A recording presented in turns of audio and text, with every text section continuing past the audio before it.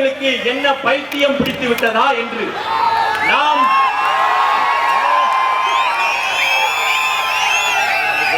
ஒருமித்த கருத்திலே நாம் சொல்ல வேண்டியது, இயற்கையின் மீது நமக்கு தீராத பைத்தியம், இயற்கையின் மீது நமக்கு தீராத பைத்தியம் நாம் தமிழர் கட்சியை சேர்ந்த ஒவ்வொருவருக்கும்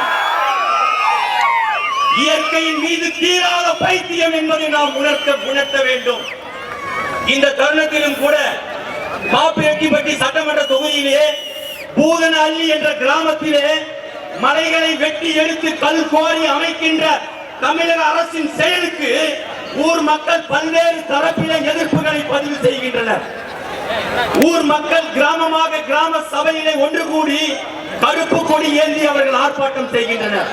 ஆனால் அதையும் மீறி கல் குவாரி அமைக்கிற நாம் தமிழர் கட்சியை சேர்ந்தவர்களுக்கு என்ன பைத்தியம் பிடித்து விட்டதா என்று நாம்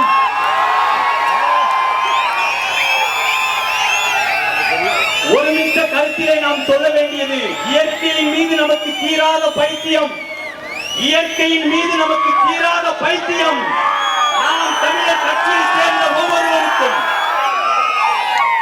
இயற்கையின் மீது தீராத பைத்தியம் என்பதை நாம் உணர்த்த வேண்டும்.